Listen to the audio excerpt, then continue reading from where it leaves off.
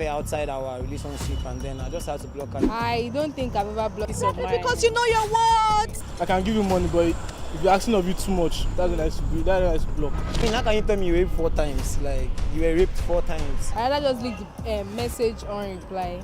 I feel like one person cannot rape one person. Do you understand? One guy cannot rape one girl. I don't think it can ever happen. So I just blocked her. It is what it is. So if your spouse keeps malice with you for 1 week, what would you do? You won't keep malice. You go now. You they go. Now to go mean chicken now. My just think you should shout and forget about it too. I swear, because going silent or more silent move, they will all chicken your babe like that. Yeah, I'm gone. I'm gone because why are you keeping malice on me? No, key, I won't want to be blocked to be snubbed for about 1 week. If you are going to ghost for about a week, there should be a valid reason. Let's say you're trying to figure out life and all that, but 1 week, there's room for the devil now.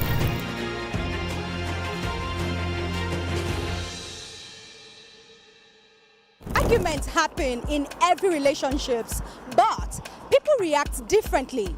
Today on the streets of Lagos, we'll be asking Lagosians to know if shouting, silence, or blocking is the right answer. Guys, you go misbehave, you just swipe down, click on that 3 dots, block. Just they go. Exactly, no time. Well, not to waste time for this guy, you get me? What? Billing. Billing, like you don't like billing at all. Yeah, I avoid them. Like how much made you just block someone? There are some certain people that you can give money, but like being entitled to it is not like, it's what I don't want. I can give you money, but if you're asking of you too much, that's when I should block. It's a matter of trust, and then a broken trust, because I trusted her, and that's my ex actually. She had an affair outside our relationship, and then I just had to block her because, I mean, how can you tell me you raped 4 times? Like, you were raped 4 times. And I feel like one person cannot rape one person. Do you understand? One guy cannot rape one girl. I don't think it can ever happen. So I just blocked her. It is what it is though. I don't think I've ever blocked anyone before. I rather just leave the message on reply. He was lying about being single, and I'm not the type to fight for a man. I'm sorry. I like peace of mind. Because you know your words. Yeah, baby. Thank you, Queen. So if your spouse keeps malice with you for 1 week, what would you do? You won't keep malice. You go now. You they go. But I think it just boils down to understanding the perspective of it. Now to go mean chicken now. If it's for me, I wouldn't like get to that point. I mean, there should be a point where I will just walk out or walk away or something. I'll find a way to like talk to her very well, because that girl, we go for a gun. She cannot even keep malice with me, because I used to do every possible ways to like get in touch with her. Low key, I won't want to be blocked to be snubbed for about 1 week. It makes no sense. If his relationship is also friendship, right? So I feel there's this mutual understanding. If you are going to ghost for about a week, there should be a valid reason. Let's say you're trying to figure out life and all that, but 1 week, there's room for the devil now. There's too much room for the devil like that, you understand? Now, you watching, what do you think? Let us know in the comments below. Don't forget to follow us on all our social media platforms at IbrandTV. My name is Peace Christopher.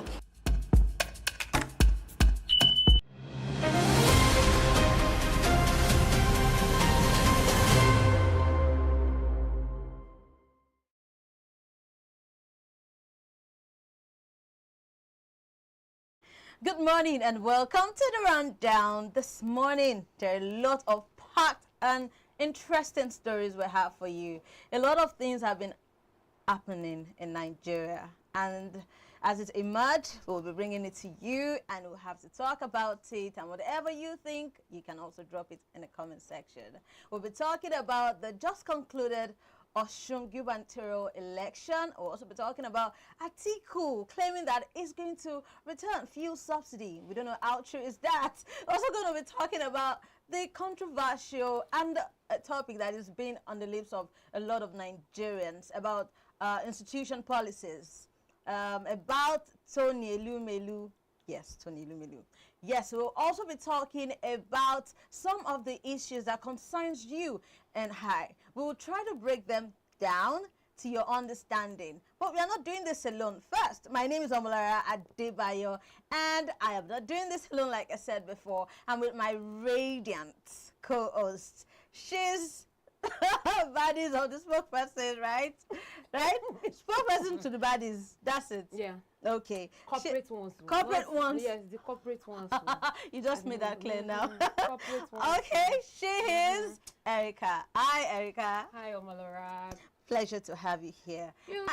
Well, I'm glad to be here. Yeah, I'm glad to be And here. doing this side by side. Yeah. We're gonna be Always, having fun. as we usually do. Yes, yes. Clock it. Yes, and of course, we don't do this alone. You know that we usually source for very, very resourceful guests on this show. And this morning, we will be with Mr. Oluku Matthew. How would you like me to address you? I don't want to be controversial, sir. As simple as you want. Okay, Oluku. Oluku Matthew is a political affairs analyst, statistician, and certified Oracle database administrator. It combines expertise in political analysis, statistical research, and data management to provide informed evidence and, of course, evidence-based perspective on political, social, and economic issues. His multidisciplinary background enables him to interpret complex developments through both analytical and data-driven lenses. Thank you for being on the show this morning. Thank you sir. for having me. It's a pleasure. All right, on to the next person. Another engine room is, yes, I usually call him Williams. Williams, don't drag me, I beg you. Williams I'm not also is an information integrity trainer and strategist, fact checker, election observer, digital content producer, health writer, and a journalist that has worked with top media organizations. He believes good governance is possible. It's a pleasure to have you on the show this morning. Thank you so much. How do you feel being here today again?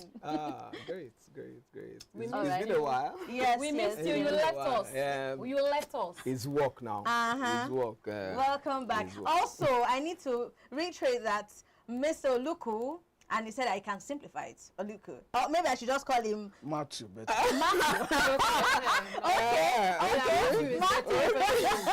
it's not Matthew. conventional. Yes. All right. Thank you for your understanding. Matthew has been a friend of the house. Anyway, he's been with us for like forever, and I'm so elated to have him on this show.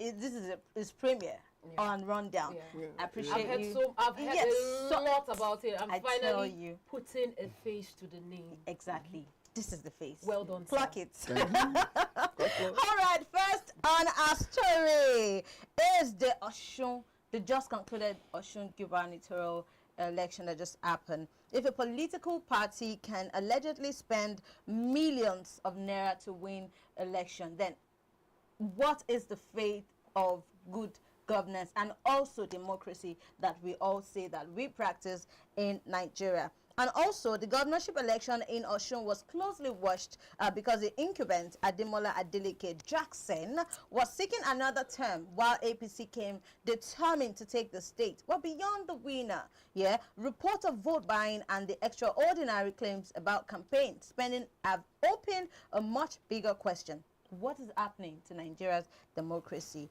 There were reports of voters being offered as much as 50,000 naira, a whooping sum. Do you know what that 50?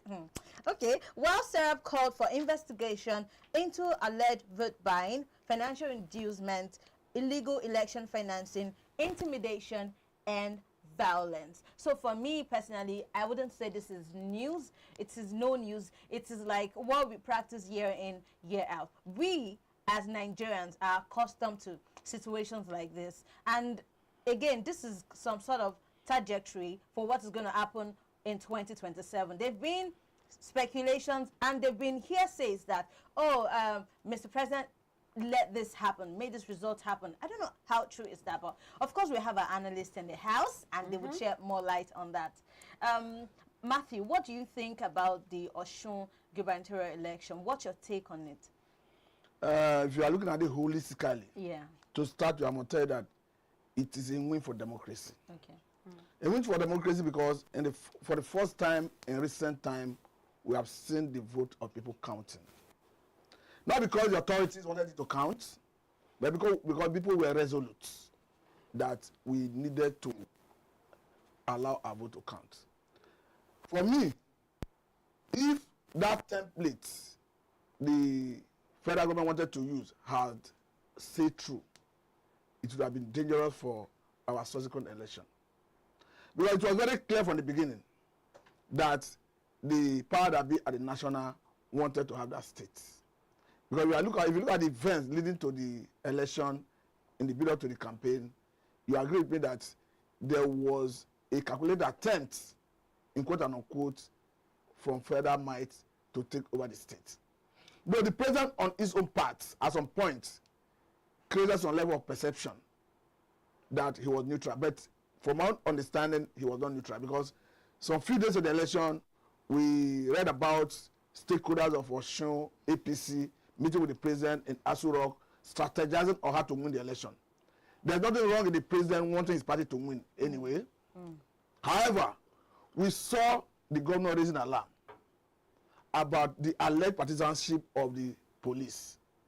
But the IG of police redeploying the commissioner sent a signal, a perception that the federal government was not bent on taking it by force. I remember the action of the president when the EFCC freeze the account of Osun state government, when the president came out to say that the action was embarrassing, not because EFCC do not have the constitutional rights legally to investigate the state government, but at the timing. So that is creating another perception that the president wanted to be fair. But for me, we are talking about the president who have told the whole world that all is fair in politics. And if all is fair in politics, it's going to show that his now who were in the field, all they were doing was in agreement with all is fair in politics. Because for a state governor to be raising an alarm at the level we saw before the election shows that the governor was actually worried about free, fair, and credible election. However, some people have argued that the governor going to meet the president, presenting secretary of return to the president, and all of that is an indication that the president was liberal, was fair, and all of that. But I have a different view.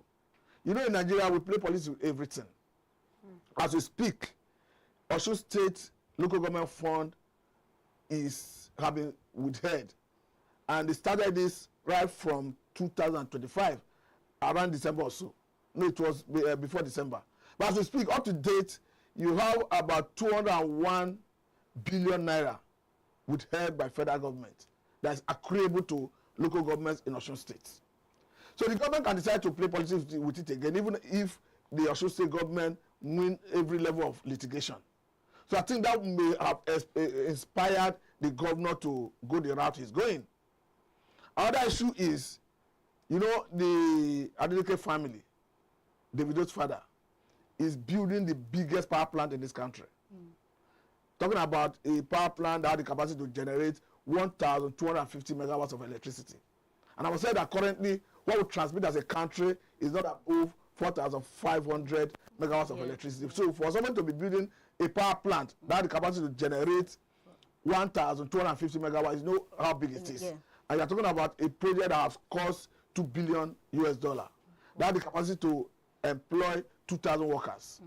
So what I say we play politics with everything is that project is almost completed. They are just waiting for it to be connected to national grid. I know that it's federal government that manages the transmission company of Nigeria, that the one that manages the national grid. So they can play politics with it and they may not want it to be connected to national grid. So if you are looking at, there are so many underlying factors why the governor may be taking this route. He doesn't want to continue fighting. After all, he has won the election. But in the real sense of it, I will tell you that those that came from Abuja wanted to take that state. Because if you look at the governor, he consistently mentioned one name. Talking about the Minister of Blue Economy. His name was frequently mentioned by the governor as a man who wanted to take the state. However, the election has been won and lost. And I think the lesson here is that the people can get their mandate if they stand to, of course, protect it. Because we saw people who virtually were all out to ensure that the vote count. From the level of polling units, after voting, they waited for the vote to be counted. Of course, though personally, I monitored the election because at some point, I started checking on the IRF. I saw that the result was consistently being uploaded. I think as at 5 p.m. that Saturday, up to 76% of the result was already uploaded in the IRF. Then the people, after the voting for the polling unit, vote counted, the result sent to IRF, they follow it to World Coalition Center. From World Coalition Center, they follow the result to, of course, Local Government Coalition Center. From where they finally moved to the State Coalition Center, where the result was finally declared. So they didn't sleep all through the night. But another, okay. Sorry to cut you, but I still feel with the video going around, I think it still negates that ideology that we still run a free, particularly. No, I was going there. Okay. You see, before the election, I told people that in that election we are going to see willing buyer, willing seller in terms of votes. And even the subsequent election, even the forthcoming 2027 presidential election, we are probably going to see a similar thing because of the level of poverty in the land. If you saw what happened in Ekiti State, a lady came out after the election to brandish 15,000 allegedly or reportedly gotten to vote. It has gotten that bad. In a safe society, some people could have been prosecuted. Yeah.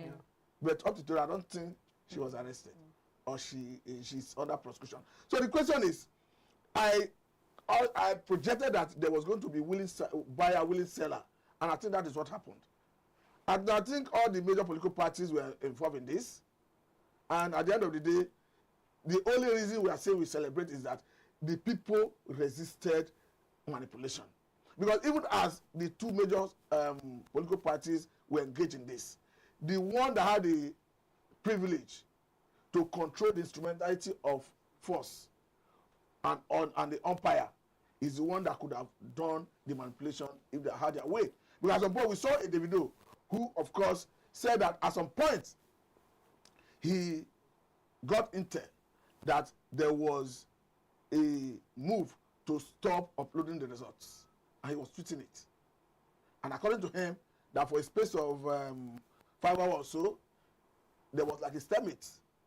And from the look of things, they saw that the figure 600,000 was too much to be manipulated, and they allowed the thing to go. So going forward, if we must have free, fair, and credible election, Nigerians must be willing and ready to own the process, because that's what actually transpired in Osun State. Until Nigerians are willing to take ownership of the process, there is no way you can have free, fair, and credible election, because any Nigerian politician that have what it takes opportunity to rig, they will always make use of that opportunity. But let me quickly talk about the issue of voter apathy. Because in that election, it was a 43% participation, and no, it was 43% vote. Yes. Vote yes, 43. Yes. 43. Now, if you look at the last election of 2023, talking about general election, we had about 93 million registered voters. About 24 million people came out to vote. And in that election, you have just participation of about 26%. Why am I saying this? The more we stay out of the system, talking about voting, the more you give those who seek to manipulate the process the opportunity to do it. So this encourages Nigerians that there's every need to come out to vote. For the first time, I think I commend the effort of INEC.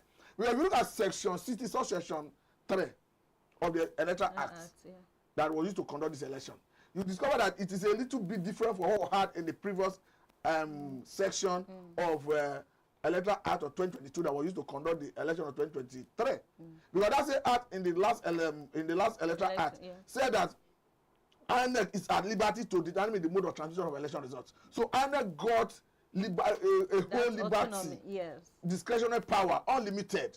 But if you look at the same session currently, it's specified that you must transmit the election result electronically. The only proviso is that where there is no network. So, and I think largely, election result was, of course, uploaded as contained in that electoral act. Yes. All right. Thank you very much. I would love to. You know, William also went for the. Yes, he also did. But okay, should we? Yes. Let's just. Okay, William. So you know, Sarab documented some offences, at least 323 electoral offences and irregularities, across 726 polling units. Yeah. So, and they called INEC, EFCC, ICPC to probe them. So, I want to ask you, as a journalist, do you think that this conviction, do they see it to the end, like the investigation when they start it? Yes. Do they Or see they just through to leave it, or it it's just, or they just in the say it's middle? for media purpose? Yes. Is this PR? or propaganda sake? Sometimes what happens is when you put something to security agencies to investigate, you don't also go to sleep in Nigeria. If you go to sleep, they also will go to sleep. But if you make them be on their toes to want to find out what it is and what it's about, they would give you results. But also the result they would give you would depend on what they want to give you. Okay, so how can we make them be on their toes? Accountability is important. Evidence. Evidence. Okay. So if you say there is vote buying, show us an evidence. Just like you mentioned that a girl was brandishing money. So the videos we saw in Osun State, those were videos like what you're seeing on the screen. Those were videos that were shot before election. So it's a way to buy votes, but it wasn't captured when election was ongoing. You understand? So if you show evidence that this is election happening today, these are people sharing money, record their faces. If you give security agencies that video to investigate, that is an evidence. This one, they will tell you that what they are doing is empowerment. They are giving people food, they want food, they give them food, then they add small money that they will use to cook the food. But while they are giving you the food, they are telling you, vote for this person. No. Yes. Because no election day. And they can't do that on election day in an open place where people can freely cover them. Yes. This one, if you take it up, take it to security agents, it's food now, it's food and small money to use to cook the food. This is not vote buying. Did it happen in election day? They say no. No. So then you don't have a case. Yes. So that's where the issue is. And another thing, like he said, one of the other things I want to mention, voter apathy was as a result of, one of them is misinformation. Information disorder, let me even put it that way. Prior to Osun election, one of the things that even happened to me, the moment I took a picture that I was in Osun, that I was there for election observation, people in my comment section, 99% of them were saying, may God be with you, may God guide you. And at some point I was like, so there is this fear that has been created on the social networks that we have in Nigeria. They have consistently put content talking about people being shot, people being killed in Osun, some bad things happening. So people have fear to even come out to come and vote. People have fear that, if I go to vote now and they shoot or they break my head, or so they prefer to stay indoors. But sometimes these stories are lies. For instance, one of them that I covered, because what I do is information integrity. I am almost on every social network on election day, looking for who is posting what, who is saying what. There was a post that was made of one local government chairman with this part of his trousers open, and they said it was gunshot. It was just a fight that they had, and the person tore his cloth. And the comment, the caption in the post on social network is saying that the man was shot.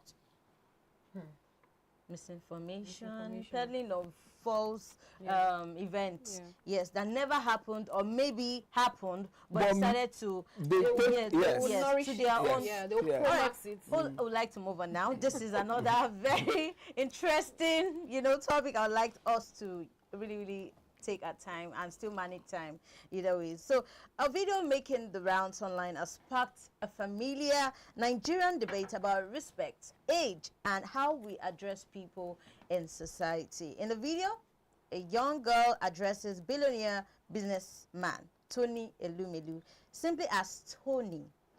And what might appear to some as a harmless interaction has generated very harmful reactions online. For some Nigerians, it is a sign that young people are becoming too casual with elders and people of authority.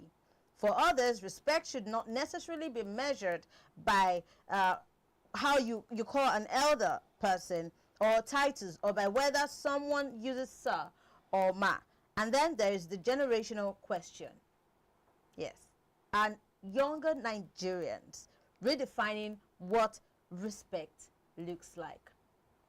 So, is calling an elderly person or an older person or an accomplished person by name, by their first name, automatically means disrespect? Or are we confusing respect with the traditional forms of showing respect? Let's watch the video. Good morning, Tony. Toyin. Toyin. I said good morning, Tony. Okay, no, you won't call me Tony. I'm not those people. You call me Miss Elumelu or Tioyi. You won't call me Tony or Chairman. That is, I don't subscribe to that kind of Oyibo life, okay? All right. Good morning, Mr. Elumelu. Thank so my you. question Yeah, they've been saying that it was subtle, that his own correction to what the young lady did was sort of, okay, fine. But again, this is, if you're saying, this is my argument, if you're saying that we are in, you know, a corporate world, we work, Western fabrics. We Just like he's we dressed. greet yes, we don't kneel down to greet anybody. You know, most of our practices are kind of conformed to the Western ideology and their world. In a workplace. And yet we are again saying that, look, I know this is this, but do this. So are you saying that both can coexist? If so, is it part of your SOP? UBA that I know, they often like, there's still respect, but they address each other, one another, as the case may be, with their names. So I understand they've been arguing, but I'll still want to hear your view about it. Really. Okay, so the thing is this.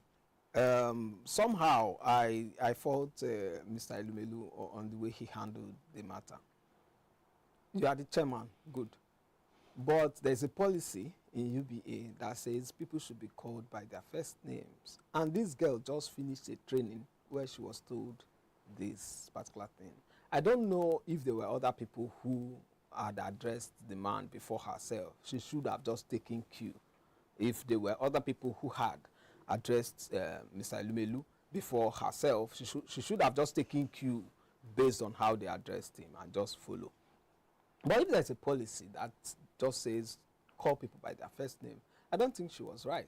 She was wrong to call him by his first name. Although people would say culture demands that you respect. But that policy was also approved by the chairman of the organization. And if the chairman says everybody should be called by their first name, he should be inclusive. If you want to be excluded from that, you should also add it in the policy. That when it comes to the chairman, please add Mr. Elumelu. You understand? That's my stand. So to a very large extent, I think he should have remembered that there was a policy. And this girl is coming from, or this young lady is coming from, a training that gave her that mindset, that call everyone by their first name. And we know we have some over enthusiasts. Yes, that will follow the rules to the letter. Yes, they can't bend it. Yes. And that was what she was trying to do, trying to follow the policy of the organization. What if she had said Mr. Elumelu and said, no, you don't call me Elumelu, call me Tony? That would be another case. They would say she's not professional. Yes. She's So, not ready but for we the just world. taught you this thing now. Yes. We just taught you this thing. How come you forgot so soon? Okay, so based on the last thing you said, okay, now I understand that context. But then, so I feel in a space where, yes, there's a policy that addresses people by their first names in corporate world, but does it still affect the owner of the chairman? You understand? You are bringing culture You in. are specifically stated. Yes. Yes. Like, You are bringing culture in. Yes, That's the thing. it's not sent. It's just the Nigerian child in me. But I think, You okay. understand? The Nigerian child in me. Maybe I might call my line manager by his first name. I might call my supervisor by his first name. I might call the MD by first name. But the owner of the organization, Okay. even if I do it and he accepts it, my conscience Would be cocking you. It's also a bad thing when you know you've been given rules. And then Yeah, and you are not doing it. and there's another thing she did too. She Okay. was corrected. And she should have said, oh, apologized. She didn't say anything. She just continued. Okay. He said she should continue. But still, just at like. Well, you are going into another dimension. I'm just saying. I think with respect to Melu, maybe he allowed the African culture in him override the policy. Yeah. It's simple. If there was a standing order in terms of policy, it should be obeyed to the letter. Because she had flouted it, they would have faulted her. So the point is, if they need to review it for circumstances of this nature, they should review it. Yes. But hence that is a standard rule. I don't think the girl is wrong in any way. If you were the chairman, would you be like to be addressed by your If that's a policy, it's a question of policy. It's not someone that made the policy. You follow it. So why then do they? The chairman cannot be ignorant of the policy. Of course. No, because he must have signed it. He must have even been carried away by even asking the girl to call him by Enwelu. Yes.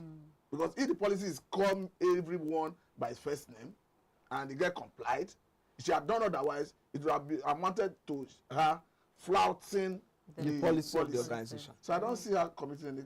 Even the African thing you are talking about, it is the organization. When you are within the organization, if she had met him outside and addressed him by Enwelu, it's a different ballgame. Yes. Okay. It's within the same corporate environment. Yeah. So I don't think she's. But the argument is that she's still a trainee. That why would a trainee? We have never handed a copy of the company policy. Yes. During the training. Yes. The girl cannot wake up as an African girl to respect him by calling by his first name.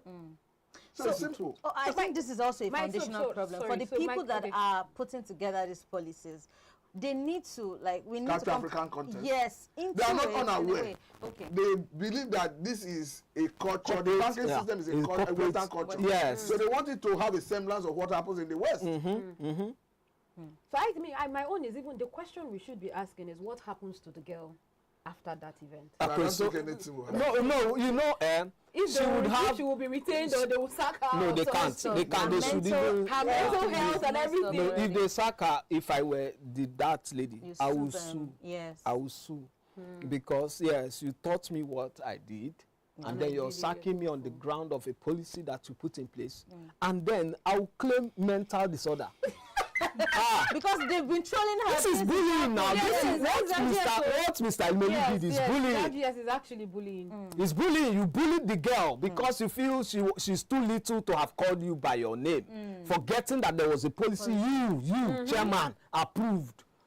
And then there've been so many comments like she's not even fine. She doesn't have a face card. Does she need to have face card? So if she was beautiful, the chairman would just let it fly. Some Nigerians were saying that maybe if I'm not body shaming anybody. I'm just saying what they said. Like what some Nigerians said. You understand? In the comment section, they said that maybe if maybe she had a very strong face card, that when she said it, maybe Theo, you will be like, wow, let me just because of the face, let me just hold back. Oh God. Let me just hold back. The long and short form of this is that if something is politicized, then if it's in the policy, rules and regulations, T and C, then there should not be reason why people shouldn't follow it. And you should also encourage them. It might not be this, it might be another thing. So what happens? She will start having, should I not? Yes, and conflict. Yes. And this is what it does to situations like this. Now, moving on. We've spent the last few minutes talking about political money, election, vote buying, and what have you. But from flaunting luxury cars, expensive watches, and an inevitable lifestyle online to being arrested by the NDLEA is in connection with an alleged international cocaine trafficking network, Afolabi Kazeem Michael, popularly known as KC Luxury, is now at the center of a major drug investigation after the NDLEA seized 184.5 kilograms of cocaine, which the agencies says had estimated a value of about 39 billion naira. But beyond the arrest is a bigger question. How much do we really know about the source of the extraordinary wealth we see displayed on social media? And what does this case tells us about Nigerians, the luxury lifestyle, the culture, the underground economy, and the international drug trade. We have a video to it. Let's watch the video. Today, be giving an account of the largest cocaine seizure in a courier house in the history of the agency, and one of the most significant and successful narcotics investigations undertaken by this agency in recent times.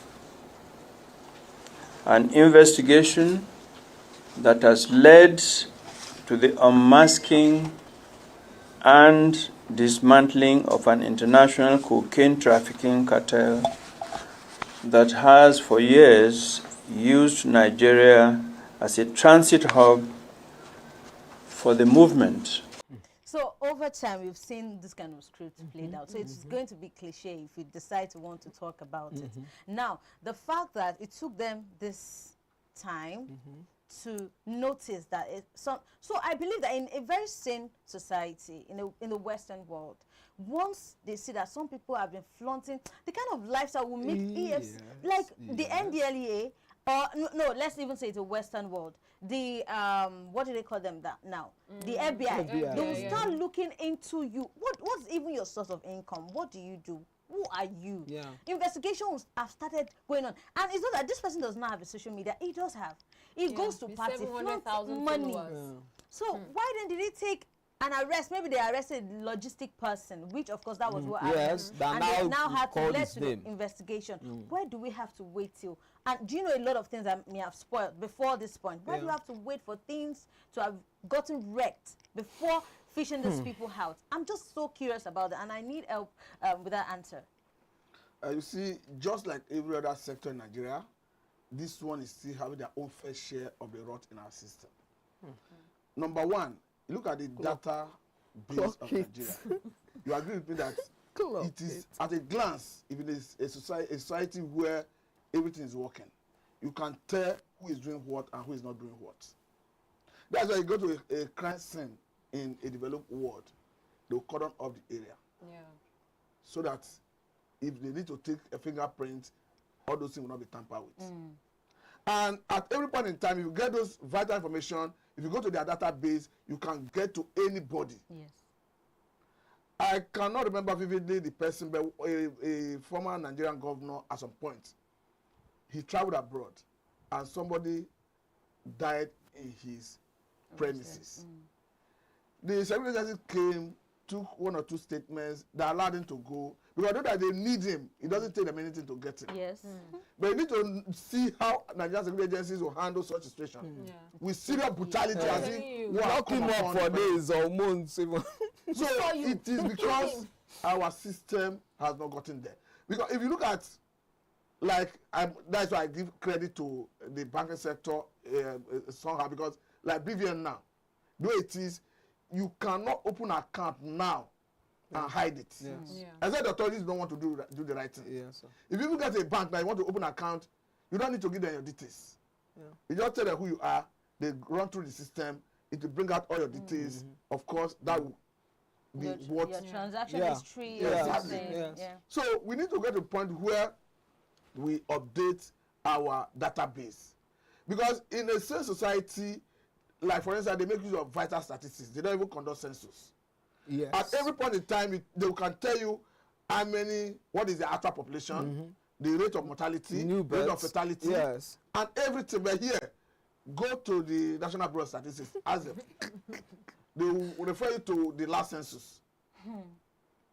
So I think it is a function of the authorities doing the right thing. Because this is not about Nigerians, this is about the government getting it right. We need to update our database to the point where the security agencies, because that will even make the job of the security agency easier. Another thing is, let the government have a way of improving the welfare of the men who do this job. I keep saying that after the unfortunate incidents of NSAS, that the government did not learn anything. When you look at one of the 5 demands of the NSAS protesters was the welfare of the police. I know this is not involving police directly, but to what extent can we confidently say that the government have addressed the welfare of the police? And I want to say that that will be applicable to other security agencies. So the government should wake up to its responsibility to ensure that we update our database to meet the world best standard. So that at every point in time, those who are in the field doing the job can get to any culprit, any suspect with ease. So that we can start nipping crime in the bud. Because what you just said have to do with nipping crime in the bud. Because the best approach to fighting crime is to nip it in the bud when it happens. Yes. Well, this one is just like reactionary. Somebody have to be arrested before start tracing, before it led to. And you can imagine what this would have caused in the society. Narcotic is not something we joke with. It destroys the society. So I think the government should do better. Right. Williams. It just goes to tell you sometimes that our system appears to have, we appear to have lost what it means to hold people accountable. We look away from asking the right questions to even glorifying the individual. This guy shows luxury cars on his page, like, I am wealthy. And sometimes what they do is they wash the money. It's coming from drug. They take it, they buy land, build house, sell, buy another, build, sell. So by the time you come, they are giving you statements from their building and selling business, not from the other one. Yes. So drug brings in 30-something billion naira. He builds 1 or 2 houses, sell them from the money. The big amount of money is still somewhere. Sells, builds like 4, sells, builds 8, sell. So when you come, he's showing you documents that this is what I do. I build house, I sell, I import cars. But the major thing he's doing that is bringing the main money is not anywhere in the picture. Yes. And that is also because, like he said, people are not properly documented. That kind of money shouldn't flow into Nigeria without the government asking questions. Like, if he travels abroad and then he comes back and he's saying he has this amount of money that he has gone to do business. What businesses do you do? Where are the receipts of those things you sold abroad that gave you this amount of money? We don't have data. Yeah, I feel like we want to do as much as possible whatever they do now. Oh, they in terms of tax. Now, you pay tax in other countries. They do this. We do not emulate that part that benefit the society, our own structure. It's only to maybe extort people, to get Nigerians rather, to get us to keep paying, to get.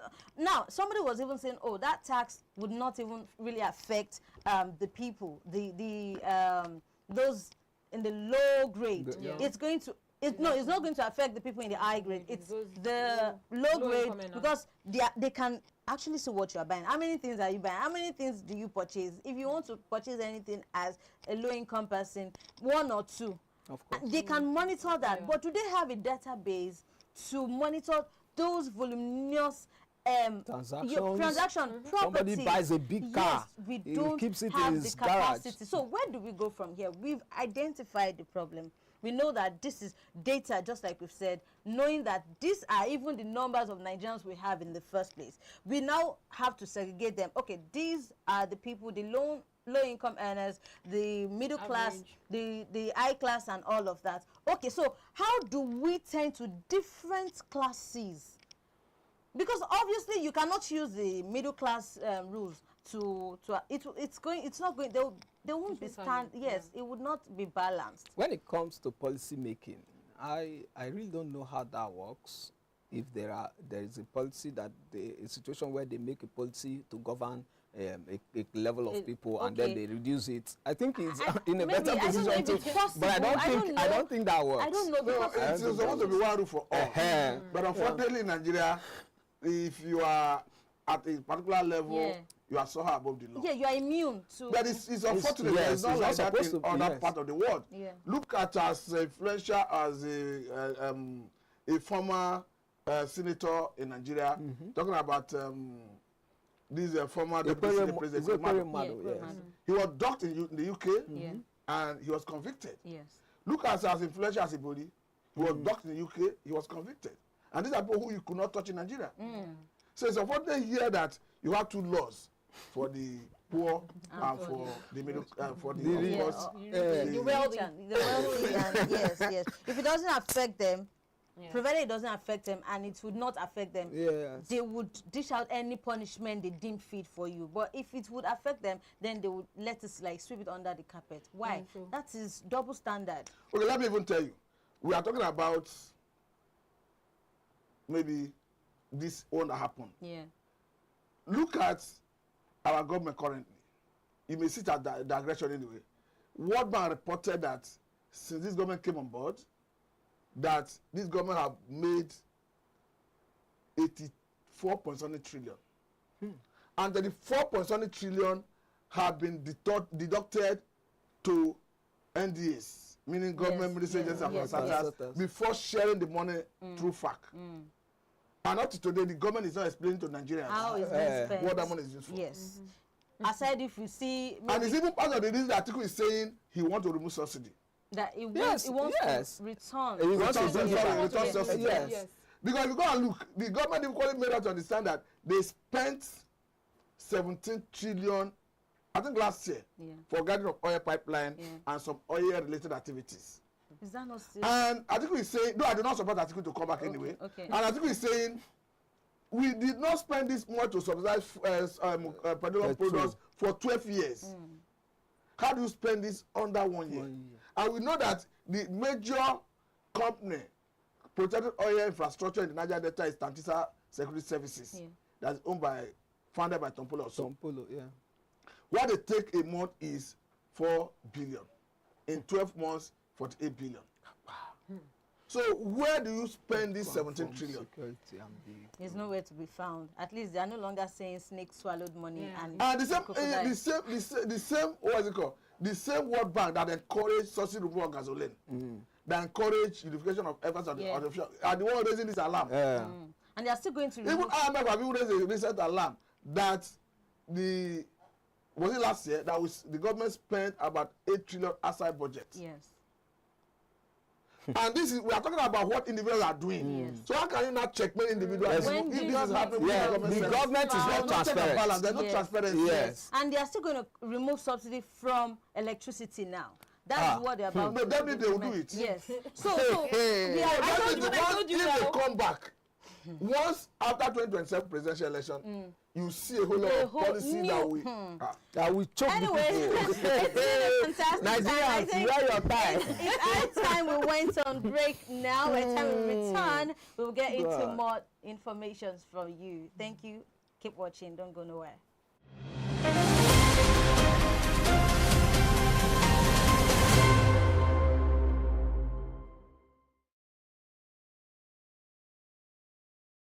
What made you block someone instantly?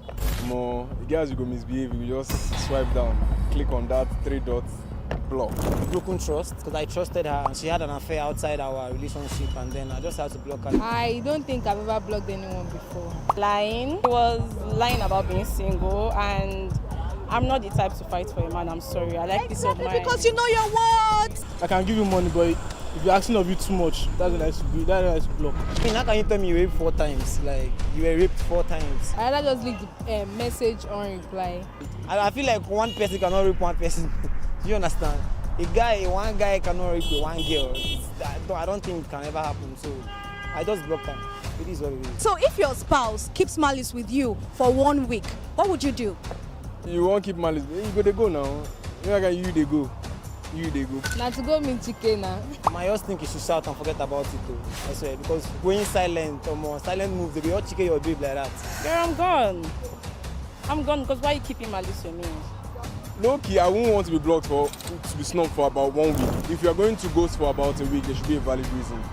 Let's say you're trying to figure out life and all that, but 1 week, there's room for the devil now.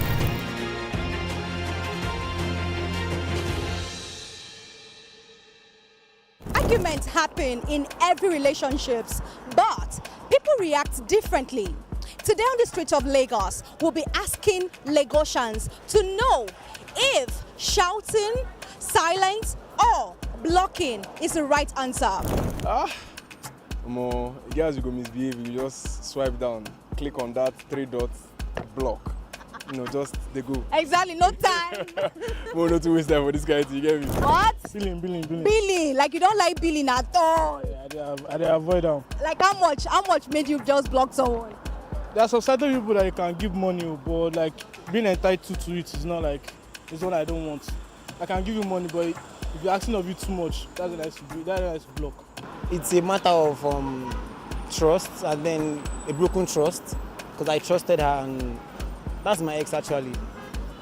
She had an affair outside our relationship and then I just had to block her because, I mean, how can you tell me you raped 4 times? Like, you were raped 4 times.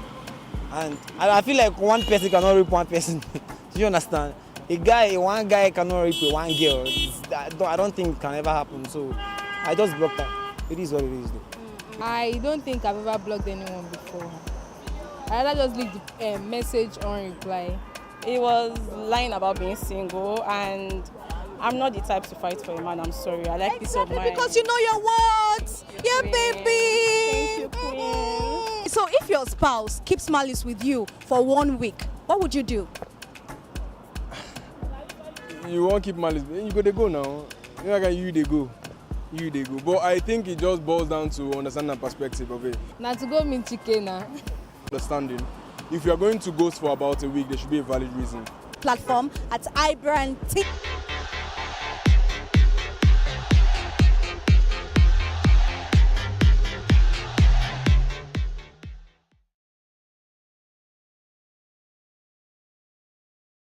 Welcome back and thank you for staying with us. It's still rundown o'clock. Let us get your comment in the comment section. Now we are going into politics issue. And I'm super excited about this because it's about to be hot. You feel me? Yes. Because our own popular, I would like to call him a political aspirant of a particular concern. Yes. If you know, you know. Repeat it again. No, I will not. I'll block it, Sha. Give it. Has come out to say, and that is Our Excellency, Mr. Abubakar Atiku. Has come out to say that it's going to return the subsidy. We don't know how feasible this is. But a lot of Nigerians, of course, according to them, they've been excited to say, oh, wow, maybe we may, we may consider you this time because outside the normal script that has been read, we are removing subsidy. Peter Obi, we are removing, Mr. Peter Obi, we are removing subsidy. Mr. President, we are removing subsidy. But one man has stood up to say, no way, we need to do things the other way. And yes, that's why we're going to be having this conversation. On Wednesday, August 19th, the official campaign window opened, putting Nigeria firmly on the road to another presidential contest. Political parties and candidates are now free to open campaign for vote, with the January 2027 elections just months away. But the election will be taking place against the backdrop of economic hardship, insecurity, political alignment and realignment, and of course growing public distrust in political institutions. Now, just like you said, it's going to bring back subsidy. I am happy about this. Subsidy is back. Yes, subsidy is back. And I think just like the way we heard subsidy is gone and marketers started running kitikata, you marketers, you have to behave now. Subsidy is coming back. And if you don't get my fuel, elected though, no, forget that first. Don't put here to it. No, yes, if elected, that's it. We need to make an informed decision now. Yeah. You know, another person is saying that they are lying to you. I think this would be better. So that's what I think. I think and after all, that subsidy removal is what put all of us in this expense that we are now buying fuel at 1,200. So let me also, so one of the things, okay. So he's going to bring it back. So we will now buy fuel at 200 and something. So there was something he said. He had to clarify what his statement very well, because you know the Nigerians, we used to take English and jam the two together. So the first day he said, if elected, I will bring back the oil subsidy and whoever stole the money must refund it. I did not oppose the removal of the oil subsidy, but where is the money? Where did it go? So 24 hours later, he said, the subsidy will follow the barrel. no refinery will receive subsidized crude without a corresponding independently verified blah blah blah blah blah blah. So he had to clarify that it's not just removal. It's not just removal. There are things that he is going to do. Okay. Yes. So this present administration has not been able to, although I've been seeing some reforms. They are now putting that money to what's this name? The name of this that they give to students. NEL fund. They said they're putting. That's where the subsidy money is going to. Yes, that's I read it. I mean, but that's what Mr. President said. Wow. That the NEL fund, that they are going to use those money. Yes. But it's not free now. Yeah. You will still pay. Maybe they're using it to fund it. Then when they pay back, they will not refund the money back. Right. That one is forever. So because we'll continue to have students. I think for me, the subsidy remover, the post-management of subsidy remover have failed. Yes, yes. The whole essence of governance is the welfare of the people and the security. Section 14, Section 2B of 1999 Constitution amended says the welfare of the people and the security shall be the primary purpose of governance. Now, if you remove subsidy because you want the government to make more money, that was the reason. And at the end of the day, World Bank is telling us that under this period of 3 years, from 2023, 2024, 2025, they have not added 2026, that the government, this is according to Tribune, where it's saying World Bank flag hidden spending system diverting over 34.53 trillion of Nigerian revenue. Maybe I will send you the news. So the question is, the government, because I've read it anyway, part of the reason the money was sent to those NDAs is maybe some government agency that generate revenue, cost of generating it, and some other expenditure. But they have not come out to explain to Nigerians where how this money is spent. Yes. And this money was deducted before fact sharing, before they share the money to the 3 tiers of government. So we begin to ask how. Let me quickly bring your attention to this other one. I think this one, of course, came from the Punch newspaper, where he's saying, Atiku demands probe of 17.5 trillion pipeline security spending. So if within the space of 1 year, this is just in a year, you have spent 17.7 trillion on pipeline. Like I said ab initio, that the major company involved in protecting oil infrastructure in the Niger Delta is Tantisa Security Services. There may be some other companies, but it's the major one we know. And they take 4 billion monthly. That translates into 48 billion a year. So how is the government spending this money? And these are part of the money that are freeing from subsidy removal on gasoline and education of FS out of official window. So in as much as those policies are good, the money that you are free from it, is it helping to address the welfare of Nigerians and their security? Even the more money that goes to the state governments. Are we saying that Nigerians in the 36 states are now better off in terms of their security and welfare? If they are better off, why do people offer to sell their votes even before those who want to buy for 15,000 naira? 10,000. So it's simple. It's ridiculous. Even as we all said that we needed to remove subsidy, but the way it's been managed have put a very big question mark that if returning the subsidy so that will be the only thing the poor man is benefiting, is it not better? Because if you now remove subsidy, you get more money. The government get more money. The money do not translate into better life for the Nigerians. Do not translate into better security for Nigerians. It's not better to return the subsidy, pay the subsidy. We don't want to know where the government source the money to pay the subsidy, and the Nigerians live a better life. And we keep borrowing. So for me, I see reason in somebody saying I want to return subsidy on the basis that the money that we are free for subsidy is not properly managed. But also, Mr. Obito has also said that he's also going to remove subsidy. So what is he going to do? Subsidy. Yeah, what is he going to do? The only thing I question at Benicio is the removal of subsidy and unification of efforts at official window ought not to come together at the same time. At the same time, yes. That the government could have managed one after the other. Look at the rate with of cushions, though. With cushions. Yes, we don't even have palliatives in place. We don't have cushion effects at all. Look at the exchange rate. the reason we have this level of exchange rate is because the government unify efforts at the official window. Ab initio, what government does is there are some areas where they subsidize efforts at the official window. For instance, medicals, raw material for medicals. They make sure they keep it at a certain level so that people can afford those products. But now, they have removed it, government get more money. They have removed subsidy on gasoline, government get more money. They have increased tariff on imported vehicle, government get more money. But the more money we are seeing that, like this 34.7 trillion that World Bank is flagging, the government should explain to us. But the argument is also that initially, before the fuel subsidy removal, NDAs, FAC, there wasn't anything like allocation for different states and all of that. They are saying that it's also part of the money. No, there was allocation. We were able to. There was allocation, but yes, their needs. And the question now is, this one, because the World Bank, this subsidy removal is World Bank initiative. Yes. Though we all said it was good. But this money that is being deducted, they should tell us what is being used for. Where is it going to? The money they say they used to guide pipeline, they should give us breakdown how they spent it.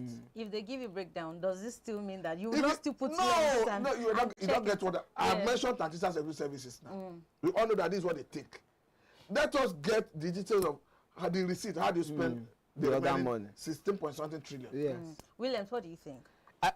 I think that our government is not being transparent about subsidy removal. And that is one of the reasons Atiku would have the mind to say, I'll bring it back. Like he said, if you're telling me that you want to remove subsidy to earn more money, it should also better my life. Now, people are not safe. You're traveling on the road. I traveled to Delta of recent. The part of the road between Abo, in short, from Benin, there is a part that you wouldn't even want to drive your car through it. It's like driving through mud. You get to Delta State, around Onichubo, Iseluku, Bilokiti, the road is completely damaged. You can spend one day just there. These not roads that the government, that's a federal road, that the government should be putting the money in. No, we are not saying that. They are doing coastal road to south. You've not been experiencing traffic, have you? So didn't you enjoy the coastal road? I didn't pass through there because it's not around my area. It's not I can't go through that place. So they are not putting. Infrastructure is part of it now, isn't it? What about security? Yeah, you should, for you to thrive in a country, you should be safe anywhere. Anywhere. Because you can transact business anywhere. I can travel to Kano, and then getting to Kano, I see some things that if I buy these things and bring them back to Lagos, I can sell it. But the thought of going to Kano alone is demoralizing. I would not even think it. So there's no security. The welfare of the people is bad. For instance, I was saying a few days ago that before, if I had 7,000, I can fill my tank and travel to Delta. Now, the people, it is not like earning that 7,000 now is easier than it was before subsidy was removed. So you have impoverished the people the more, taking away poverty subsidy and make them even poorer. Yet, you are not subsidizing even food. Why has the government, all of those things that they were saying, we have places you can go and buy a bag of rice and all of that. Where is it? To at least make the life of the people easier for them to handle, even in the midst of the subsidy. So that's why, if Atiku is saying, I want to bring it back, he has a point. So does any of these policies that are currently going on, does it give you a limelight to what we are about to experience? Are you going to say it's going to be better? Yes. After 2027? Maybe the economy would now be boosted. Before you answer that question, I have a question for Matthew. So whilst we're talking about, one of the stories we're talking about, he made a statement and he said he doesn't support Atiku's ambition. So I want to know why. I want to know why you don't support his ambition. Yeah. For me, I believe that this tacit agreement, unwritten agreement, and understanding between the North and the South should be respected.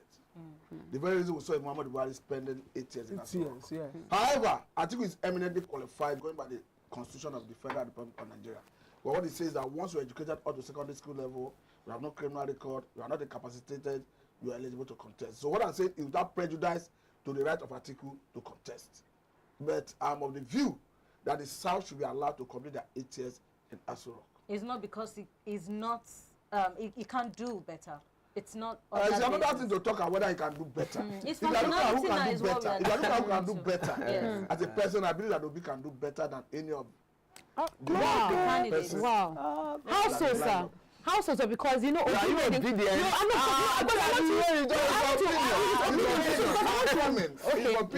These are just position. But this is a man who, in his time as governor, go and check Million Development Goal. Anambra State was rated as a state that implemented it more than every other state. We are talking of areas that have to do with rural education, poverty alleviation, and of course, education. It is not by circumstance that at the time, Anambra State had the least out-of-school children of 2.9% in the whole of the federation. And this man is on record how he rejected an oil block. Accepting oil block is not a crime in Nigeria. But because he felt he don't need it, it is an undue advantage. He rejected it. We know how oil block made people rich. I know of a Nigerian from the northern extraction who at some point it was reported that he sold one of his marginal oil block for about 2.7 billion US dollar. At the time, it was reported that he didn't even know how to spend the money. I don't want to mention his name anyway. So the question is, for somebody to have rejected such, it speaks volume of who he is. And this is a man who it is on record that when it comes to cutting of cost of governance, it is at his best. True. So, and at this point, we need someone who can cut the cost of governance in Nigeria. Somebody who can prudently manage our resources. So I'm in 100% conviction that Obi will do it better. However, opposition is in a very serious trouble. When we look at the G100 currently, there are speculations out there that the same scenario that happened in ADC that make Obi to leave ADC for NDC in the same scenario that is playing out in the G100. Because there are speculations out there that those who are pushing for the G100 are working for Atiku. That the only thing they need is to extract commitment from Obi that he will abide with any condition, anything that come out of that consultation and whoever they finally agree on. Okay, so still speaking, we do have another conversation after, but because it's intertwined, this particular one, and it's about the campaign as we open up campaign. So what has changed? We are talking about now that we have even mentioned the possibility of Mr. Obi doing better than others. Let's now take it to a more broader lens. If you are to compare these three candidates, the major candidates, sorry, we have more of them, but major candidates, Mr. President, the incumbent, Mr. Obi, and Mr. Atiku, who would you say is the less devil? Yes, I'm sure that you have mentioned Mr. Obi, but really, we cannot, if you've not, this is even within the state governance, this is federal. There are some things that we cannot position side by side when it comes to policy making. When we are to look at the scorecard of Tinubu as a governor, we thought he did well in Lagos State. He actually did well. He boosted the economy, and that's what made Lagos what it is today. And so he has even picked good and resourceful governors after them, that I'm going to say, from Ambode to the rest of them. Now, even though some of them did not use that enough tenure, yes, even though.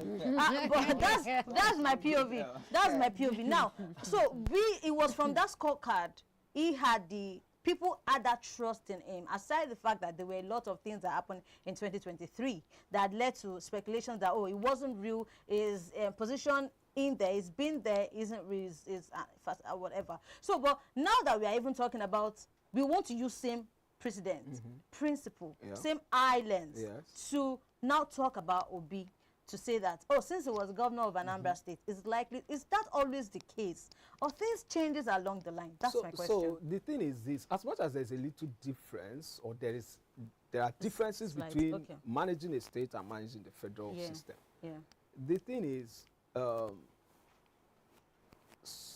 anything that works, a plan, a strategy that works, is you can replicate it in different places, especially within the same environment or nation. The people in the federal system have almost similar mindset with the people in the state. So if you can replicate what you did in a state to change that state in the federal level, you can, to a large extent, get almost the same result. And this is the thing. The president has the right to pick the right people around him.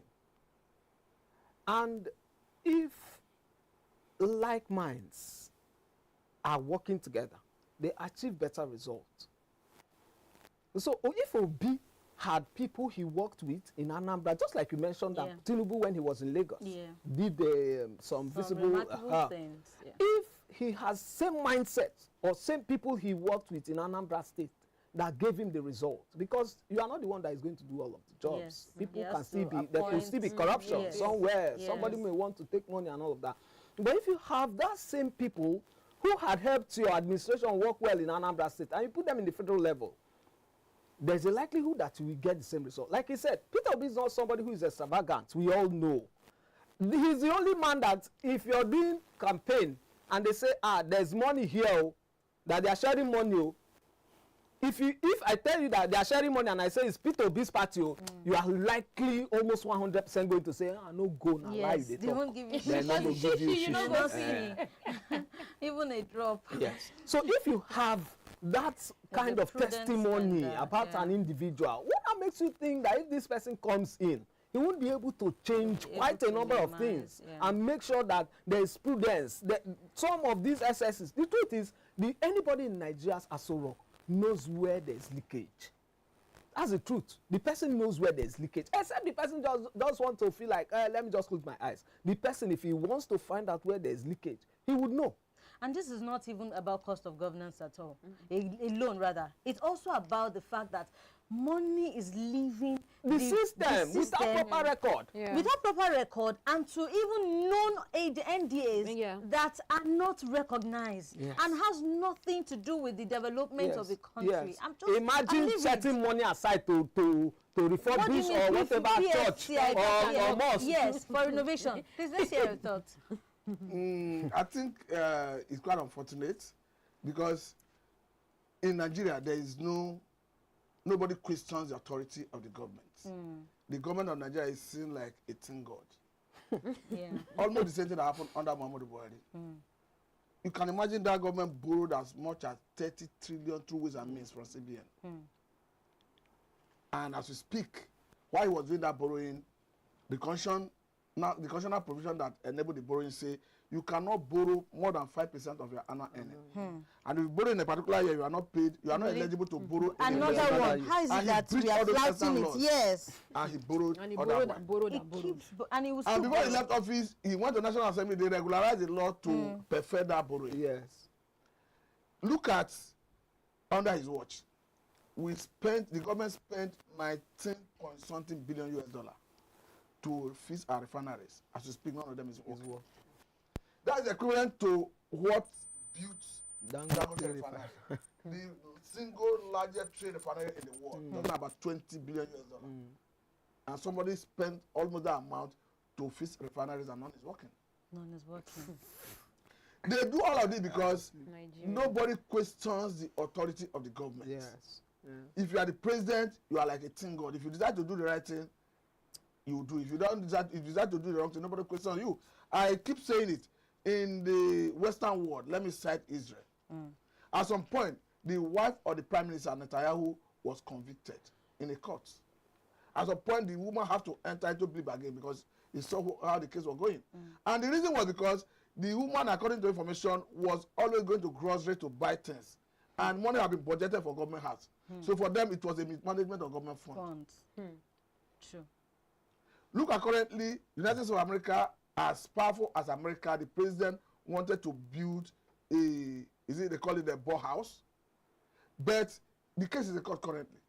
Borehouse, that of course should be part of the funding, They say he needed congressional approval. Yes, I saw that. But let me tell you, if the president of Nigeria, whether the current president or any president at all, want to do anything, he goes ahead. Who is that person that will drag him to court? Or who is that person that will say he's doing things? We know how much they used to renovate the vice president when Mr. Oshibanjo was in power. It is because in Nigeria there is no check and balance. Nobody questions your authority once you are in government. That's the problem of how they pass on the world. Right. Man, do you have anything to say? Do you have anything to say? I am only praying that one day we'll get a leader that is selfless. That is selfless, really. Maybe you have to ask. Okay, you can go ahead so that we wrap up. Okay, sir. So you said you believe in Peter Obi. So do you believe Peter Obi can do all these things, can make all this, all the promises, all what he said he would do? Do you believe he can do this under 4 years? Because you know he said he's only going to use 4 years and he's out of there. And he's out. Do you believe he can achieve that? If somebody can use 4 years to cause all the damages you are seeing, someone can equally use 4 years to make a meaningful change. It's easier to destroy than to fix. No, you see, it takes structure. Once the head is ready to do the right thing. If head start rolling currently as we speak, things will start falling in place. Let me tell you, when we saw the issue of fake agency and the presidency are not involved, did EFC or rather the police not arrest the person involved? Yeah. But the president has said, if the president tried to play along, no, but nothing will happen. Because the president took a definite stand. Yes, they are probing it. So in the head, he decided to do the right thing, things will get normal. Better. All right, thank you so much. It's been an amazing time. And I know that you enjoyed this episode. I know. Yeah, you're shy. You're shy to admit. I know. Anyway, I want to say a very big thank you to both of our guests. It's a phenomenal time to be with them, and I would want this session to hold again and again. It's always refreshing to have these two remarkable and brilliant minds come together to shake things up. Body's fitting me. Yeah. So, like I said before, Atiku Matthew is a political affairs analyst, statistician, and certified Oracle database administrator. He combines expertise in political analysis, statistical research, and data management to provide informed, evidence-based perspectives on political, social, and economic issues.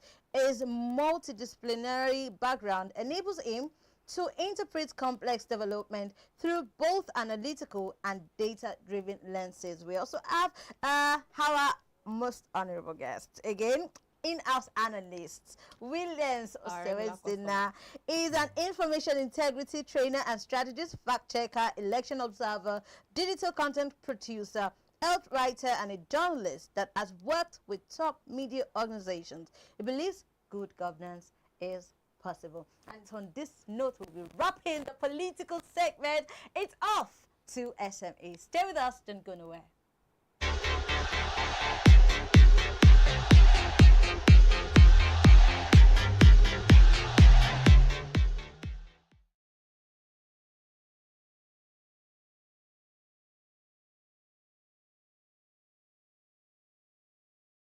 For big screen where your mama there and your papa there, for 1 million naira, share you go sit down and watch the movie of your life with your mama and your papa. Abi you go run. Miss my mama. I know. Yeah. I know if you want. Yeah. I know. I will pass. I'll sit. I cannot. Now me understand wetin happen. I know if you watch that. I don't do bad things. Well, I end up telling my parents every part of my life that I'm messed up. So I believe that something that I can do. So you go come out the private. I cannot sit and watch, they'll kill me. I say, I'll go do all those things. Everybody get rough pass now. The pass rough pass too. The pass rough pass rough. See all this thing on me go. I don't go feed the phone and talk again. I think I tell you one story. Mama don't catch me 2 months before.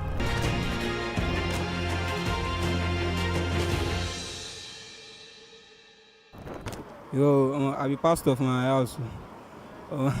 You be pastor? So you go fit watch am? I don't go fit watch am. But you be pastor now? I don't go fit watch am. Like to them, I'm a pastor. They ask me that I read my Bible. Yes, I read that. Normal stuff now. People know me for church. Say, I know you guys do Gen Z lifestyle. But just be pastor every time. But you know go fit sit down watch your past life. I know go fit sit down. All them bad boys.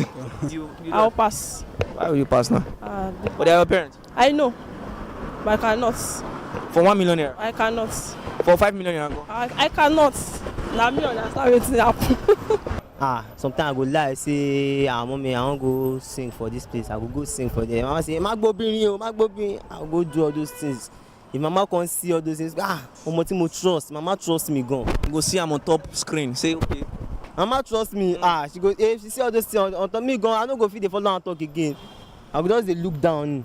I no fit do any money small. Man, done and dusted. When I see what people they talk for street, you can see clearly what people are saying, you know. But me personally, I'm not gonna lie give you, I will never do such a thing. You know what I mean by that? My past lives, I will never do such a thing. But no, everybody has sinned for some people. Now God will forgive everybody. But let's know what you think in the comment section. You get me? Let's know what you think in the comment section. Let's see your opinion. And also don't forget to click that subscribe button. Follow us on all social media platforms at IbrandTV.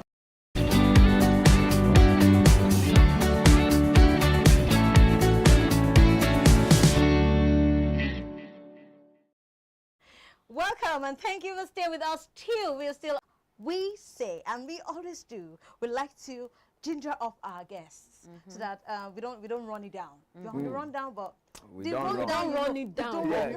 We give them the rundown, but we don't run it down. Clock it. Yes. So we have with us this morning, of course, Chidi Uzoma, popularly known as Babadi Baba. That name Evie, you know Evie. Is a versatile Nigerian entertainer, comedian, master of ceremony, that is MC, radio presenter, and content creator. Born on October 31st in Benin City, Edo State, Nigeria, he has established himself as one of Nigeria's creative and distinctive comedy talent. With years of experience and a passion for creativity, Baba the Baba continues to make his mark as a respected entertainer, stand-up comedian, and media personality. Give it up for Baba the Baba! You see, you can see the if you know, you know. On this show, we are good at everyone here. You forget to send us dollars. Babadi. If you was in the club now, that you know some Casamigos. Yeah, some Casamigos. Thank you for coming through on the show, Baba. We're so excited. This is a team and more. So we feel like we need to talk to us about how you have been able to stay afloat, even in the economy. You're still a stand-up comedian. You are a presenter. You almost want to take my job as a journalist. No, I'm not please show me. Your job, you've taken it. No, I'm not taking it. You will. Because of hustle. Hustle. See what? This country, you need to do other things. Yeah. You're doing this. If money is not coming, some money will come here. Abuse. There's no advert on radio. I'll do events. There's no event. I make money from Facebook.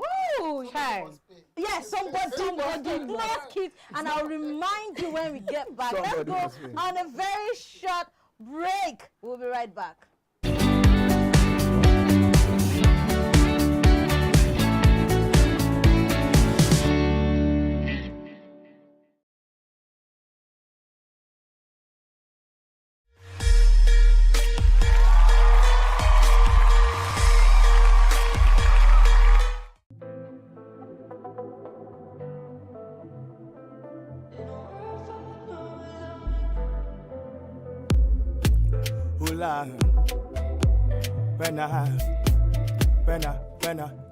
When I shoot my shot, the end. Sunny behind the beats.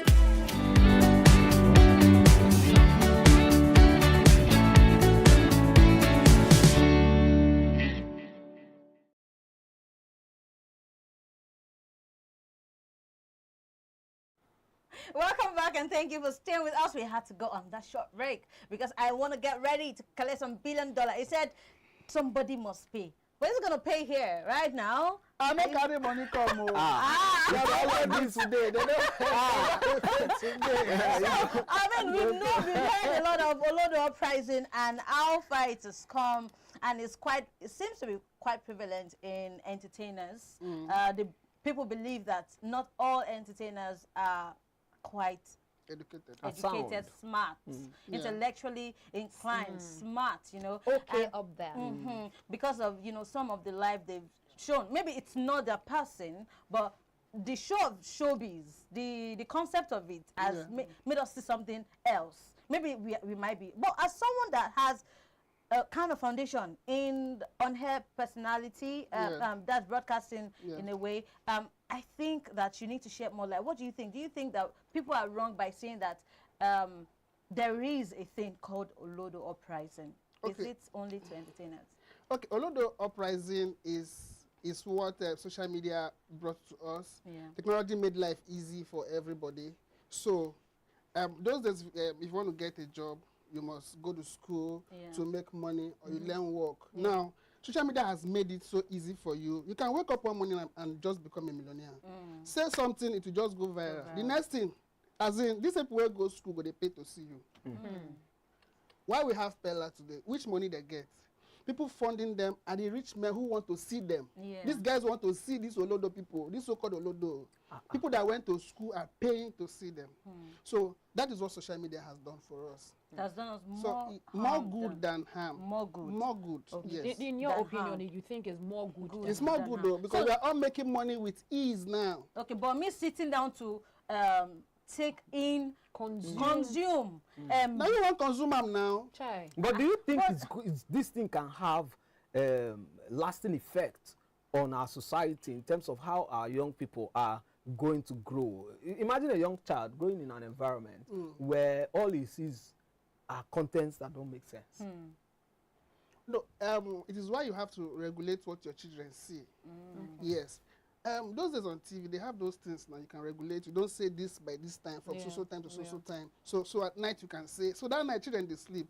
If you get picky when no go to sleep, now you know why your picky no they sleep that night. But the thing, we know that we are in a more exposed climate now that we cannot really regulate. Algorithm is what regulates what people see. Now, but technology is the one helping us. So it will do some harm, but not as much as we are saying. Yes. But I think I want to respectfully disagree, because if what you consume in the first place is disastrous to your mind, your IQ, how do you get productive from that? If you're consuming anything, it is because you want to consume it. And there are those things you think are negative that you need to consume. You need them. Just like content. When I said content, I didn't know the secret of content. I didn't know that content is for you to talk to people that don't have sense. Wow. For instance, I've seen a lot of content that don't make sense. So I don't have sense. Going viral. Me now. I've seen content. You don't feel attacked. Make I explain one content. I saw a skit. Those days you see somebody putting balloon in their tummy, and the husband will not know that she's pregnant. Like, why you not going to say your wife pull blow for belly? I said I couldn't understand those kind of contents. I didn't know that was what I needed to do to blow. That person go put blow, you go say you don't know. It is say it will get sense. You don't need to create content with people that have sense. And put in your belly to blow. But I think I see what you did there. I think that if we want a better society, and even for the future of our kids, our product and whatever we stand for, I think we should. Yes, we need money, but beyond money, what makes us as individual? It's our intellectual. Yeah, it depends on capacity. The area you want to go to. For instance, if you want to become a politician, you have to be smart. Being smart means you will also know how to lie. You must know how to manipulate people. You go learn that work. Now that you have mentioned politics, under this Tinubu regime, how have you guys fared in terms of finance, making money? They use them for MCO. We do events. God has. Well, I would just say that God has been faithful. This is just about grace. It's not about how good you are now. It's about who you know, and when God decides to help you, somebody can just remember you. So something is happening in Abuja, and that Abuja money they have. So tell me how you people do it. How do you say in the bottomless part of your tummy and your mind, you know that you are not for a particular party, yet they will call you. For that same party will call you and you will go. How do you people have that conscience? Is it that you are synonymous to politicians? I need to know. No. It's not about knowing politicians. This is your job. If you're having a campaign, you go to a filling station and buy fuel to fuel the car. That guy who get that filling station may not be a fan of that party. But you must say your fuel. So you want to use me to influence people, to convince people to vote you. I'm doing my job. I can influence for you and vote for another person. Is that not doing... This is doing your job. So all for making money. If a politician wants to come here and campaign, won't you collect money for advert? What it concern you that? Oh, I say make I no chop. Yes, sir. No business here. I just have to address this. Most fans will be like, why are you supporting this person? And so if I wish I can support that person, because the last election I made mistake. I supported the wrong person that was not dropping money. I was in that person's WhatsApp group. People were funding that guy. He said no, they give shishi. They were funding. I was in the WhatsApp group. Collecting the money. I didn't see. I saw over 100 million people were dropping in that WhatsApp group. I did not see one naira. Okay, so now that if I don't, I would have worked for somebody else. Now that you've admitted that you can jump money ship can make them by jump ship. Yes, money can make exactly. Thank you for that. So how much have you made from the ship that you have jumped? Yes. I've not made money from that. That's why I'm saying I'm regretting the last one I did. So this last one, I'll go to where there's money. Yes, because the guy that is campaigning does not even care about you. All they're after is their family members. Forget all this. I want to move Nigeria forward. Anybody else that go do worse than the last person. You think so? Nobody has moved this country forward. They are dragging us. I don't mention person name. It's anybody will enter. Say anybody will enter. They after they have their own assignments. You understand? These guys took loan to do this thing. They join things. People borrow them money. People are backing them up, and you must remit to that person. Do you think the comedy environment is saturated? Like if new people want to come into that, you have many already. You don't need more people. It is not. So the whole of Nigeria can come in. Yes, we have enough audience. You understand? We go to do mumu. And even if you don't do the stage show, we can do online. In fact, there's more money online than the show. Oh. Understand? Now, online has made it easier for us. Those days, I must know a comedian before I can perform somewhere. You must know one big comedian, one senior colleague will tell the person to leave you. Now, if you blow on social media, they'll be begging you. So come and feature. So how much have you made on social media? Is a pedestrian. How much have you No, made I didn't join on time. So nobody think that thing. No, tell us. I want to even ask. How much you don't make? Make I ask them this question. So, you've been in the industry for years. How has comedy changed from a business perspective? Is it easier or harder to make a living as a comedian now, as in 2026? Rather than when we had the time of, Night of 1,000 Laughs, that AY show, not AY show now, Laugh Matters, those times now, the perspective of business, like comedy business, you understand? So do you think, is it easier now or is it harder now? No, it is easier now. Easier now. Those days we had few shows and you still beg to get people to buy your tickets. Now we have a lot of audience. How is that? You can advertise online. Okay. Like the last show I did, I made my money online. As in, fans will just chat, I'm in America, I'm your fan, give you money for tickets. The person say, I'm paying for 10 tables, I'm paying. The person just dash you. Those days, we didn't have access to this kind of people. They come, you could just say, buy. So who they sit for the table? They just dash you. Before you go there meet one rich man, go there beg one, because these guys don't actually know you. For instance, if you see our guys doing shows, see them carrying drinks, going to beg one rich man money, going to... Now, you can just do your thing. Somebody will call you by themselves. So I want to dash you 1 million. That is how it is. So this social media has made it so easy for us. Comedians now do shows without sponsors. Because it is difficult to get companies to sponsor you. Most times we do shows with our money. So now we make money from these fans. Not even the ones in Nigeria. Most of these guys abroad have enough money. They just want to help you, just dash you. So social media has made it easy. Wow, that's interesting. So with your, when you started, let's even talk about people that may want to now venture into comedy as a thing or as a business. You have said that it's quite industrial. So when you started, would you say they should apply same mechanism, same life principle, same professional principle, and now, or you think there's something they need to omit? What did you do right? Like a quick road. Okay. I made a lot of mistakes as a comedian.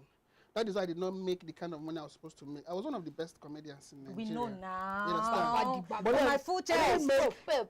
I didn't make that kind of money because I didn't know some things. That you come to know. Yes. Eye service day. Yes. It was after I read 48 Laws of Power and I realized the mistakes I made. Okay. No big comedian liked me. Because I didn't know how to give you credit even when you don't do anything. I had to learn, appreciate your boss, give credit to your boss. If your boss say you are good, say I learn from. You know, being teach. You know, say no good. Just say now you teach me. So I made all these mistakes I didn't know. So there are a lot of things to learn about life. You can read books to know how to. So to join it's not difficult. So there are things you just have, just minor things.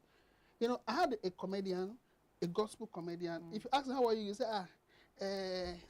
thank God. Any small I celebrate it. All those people that used to say celebrate it, they make more money than those of us that don't celebrate people. I brought the guy to my show. My pastor told me there was no money to pay comedians. He had 20,000 to pay for 4 comedians. I brought 6 comedians. This guy went to greet my pastor. I celebrate you, sir. This is the work of God. I don't collect money for it. I can't say the guy called the fees. My pastor called the fees. I don't pay the guy. I go to church. This guy will come church, come perform. My pastor didn't tell me he was coming. The guy will not even tell me. So I can't say maybe you don't tell pastor saying I'm free because they celebrate pastor. I celebrate you, sir. One day they gave me a bounce check. This guy now called me. Is this how they do in your church? Every time you went to the church, they gave me a bounce. I said, what did the check say? 50K. Wow.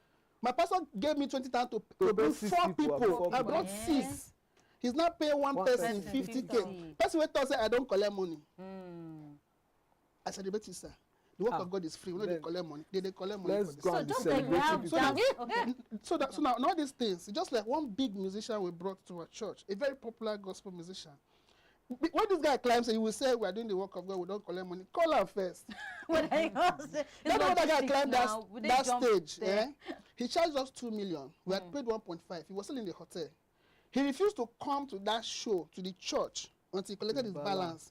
After paying him his balance, as in church member, don't they wait, gospel artist, he had collected his balance. He still went on stage and said, we celebrate, no, this is work of God, we don't collect money. I said, shut up and sing your song. So how do you now fall the spirit and raise up audience? So pastors say they collect money to preach now. Wow. I invited a pastor for a program. They will tell the kind of yes, now they'll tell the kind of hotel you will lodge them. The ones that like girls will tell the kind of girls they want. They will see climb. You go pay. Revelation to Exodus. You say like So my head is headache.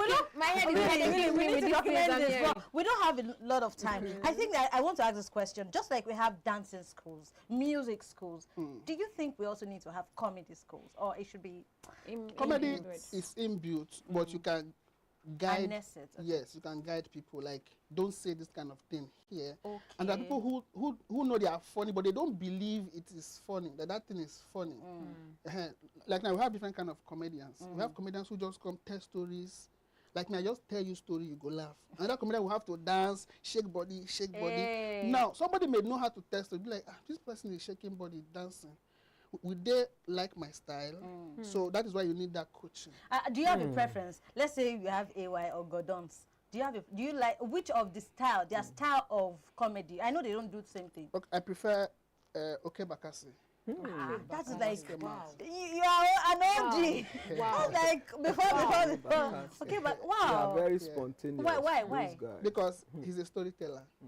You know, when I say that comedy, I was watching comedians talk about worry rats.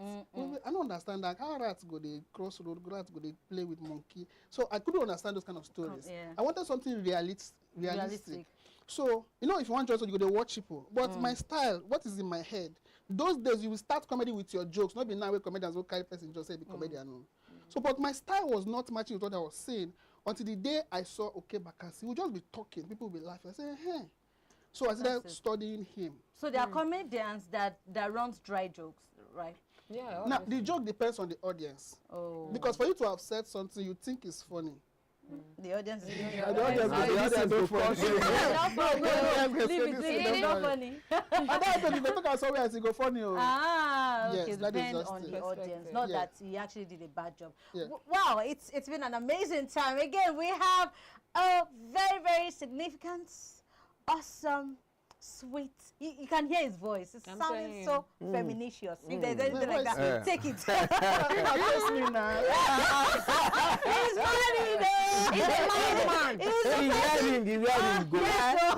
Chidi Uzoma, popularly known as Baba the Baba, is a versatile Nigerian entertainer, comedian, master of ceremonies, MC, radio presenter, and content creator, born on October 31st in Benin City, Edo State, Nigeria. He has established himself as one of Nigeria's creative and distinctive comedy talent.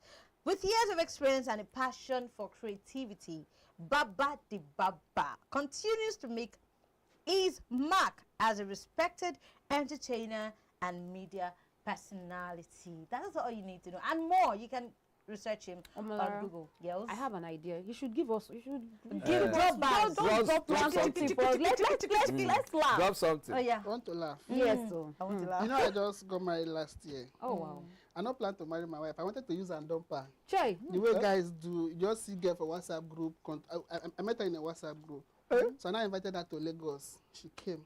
When she came, she now told me that her father, her elder brother was having a child dedication. I said, "Person who I invite, why can't invite me?" You understand? So, and the guy in Army General. Wow. So when I went to the barrack for the child dedication, after the church program, went to the guy's house. The guy saw me sitting with my wife, then my girlfriend. He told me, "Come." Now you? Now, he can't carry me. So let me take. Have you been to this barrack before? I said, no. This is not true. That's sorry. Let's go show you guard room. So let me show you things around. He could have showed me around. Took me to guard room. So now here they keep arm rubber. No, you not force me marry him. You understand? No, willingly. You not force me. But something, don't so now here they guard room for arm robbers. Here for kidnappers. Here for person who break person heart. Wow. They can't show me gun. What they use for war? Wow. This one are for war. This one are to catch kidnappers. Yes. This one are for Fulani men. Wow. This small gun. That small gun. That's not a new one. They hot. And this one are for person who break person heart. They can't show me bomb. Okay. For Iran. So Iran. He can't show me one small bomb. That's not. It was a new bomb. They just produced it. They're hot. So this one are for person who break person heart. Again, aside the gun. He now asked me one simple question. He not force me. Okay, no. He said, "What is between you and my sister?" I said, "Oh God, we'll go marry next month."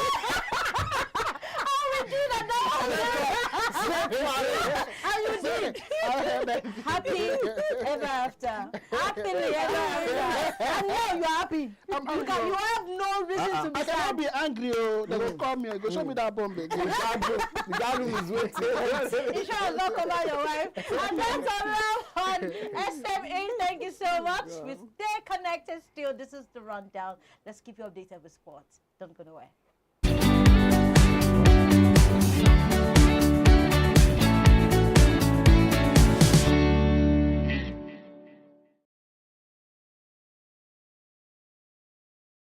(2013, 2014) when I'm in secondary school. I think I've discovered my talent and I've been showcasing my talent since 2013, 2014. So in my secondary school times, during the secondary school, I used to showcase my talent to everyone, even the principal, the owner of the school, everybody. They know me as Penny. So, and even in my area, everywhere in Osun State, they know me as Penny. And I can't even hide it that I'm no more Penny. So I got to continue what I'm doing. I have to I've inspired people. I'm just trying my best just to make my people proud. And I know that a lot of people, they are looking up to me, they are waiting for my success. That is why I have to keep doing it, because I don't have any other choice than to make it.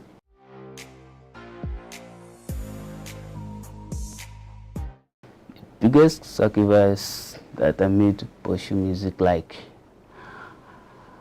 actually, I have tried a lot. I have tried my best. I have spent money on my music career, paid producer for recording, paid some bloggers for reposting. Even some, they even collected my money and they did not reposted my video. Some even blogged me. But I don't have any other choice. I'm just keep doing it.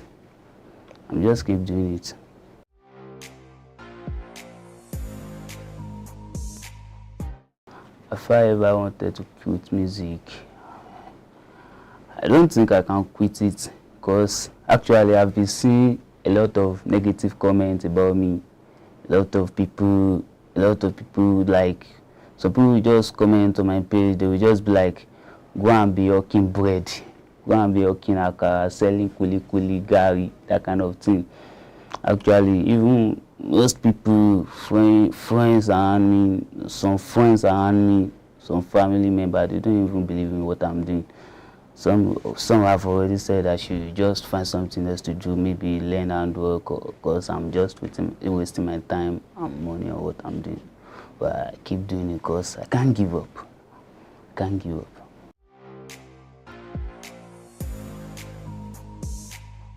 The craziest thing that I experienced is that there was a day I was performing on stage. I just feel the thing just hold my breath unexpected.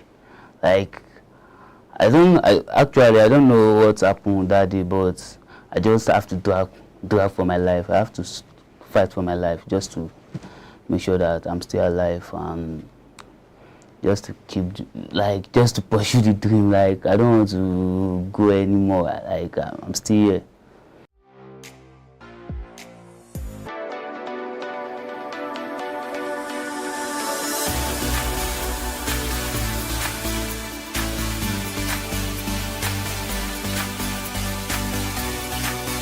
Welcome back to the Rundown Show, and I know what time it is now, my guys. This is Sports. You say waiting. Premier League is bad. I know all this Premier League. I don't finally get excuse to ignore my babe. Yes, no, you know what I'm saying. So tell me fast. But actually, guys, welcome back to the show. This is Sports on the Rundown, and we have a lot of gist for you. Premier League is back. La Liga don't even start since, but say from the rooftop. Premier League is boom. My guy, you shout too much. You shout too much. I see another Premier League title for us now. City, legend of the Sika. They see. We see me. Okay, let's get into the discussion for today. Transfer has been so hot this week, right? From Rodri to Barcelona. Like I don't finally see money. No, like that transfer news is actually the biggest right now because Rodri to Barcelona is actually a dream come true for Barcelona fans and Barcelona itself. They've been eyeing that move. Like they save the small one pound. All the Spotify money together. You see, they save the small money. Come make 70 million. Give these two human beings. God go forgive now. Rodri just, in funny thing, say Rodri just look them, see, struggling Barcelona. More just. You just help them, bro. No be your fault. Continue. But actually, looking at that same transfer news, something caught my attention. A player who is willing to sacrifice anything for the club he wants to play for, João Cancelo. He had to forfeit his, contract at Al Hilal, and with that sweet Saudi money. He wants to came imagine back to No, see, I see it as wanting to be in serious competition. Because aside the money, they don't have, it's only just their league and Saudi Cup. Just their league and their Kings Cup that they play. But besides there's that, Champions League, there's La Liga, there's Copa del Rey. There is competitions like if you actually, and I think the guy is a good fit for Barcelona. Playing at the left back, he can even play right back. If he play left wing himself, can even play midfield himself. João Cancelo is. Can you imagine that combination? I bet first of all, not to Real Madrid because they're not seeing any cup. Everybody's serious. Like even across the Spanish league, everybody's serious. That midfield is not Madrid and Barcelona. If you're hearing something like Pedri, it just feel like saying a World Cup they want to play. So what's Real Madrid gets this season? Only our brother. They get the money. The money make all the 72 years old. No, 40 years old. We're very good. It's all good. Also moving, check. Looking at the Premier League, we also have Baleba. I know it's a good shout.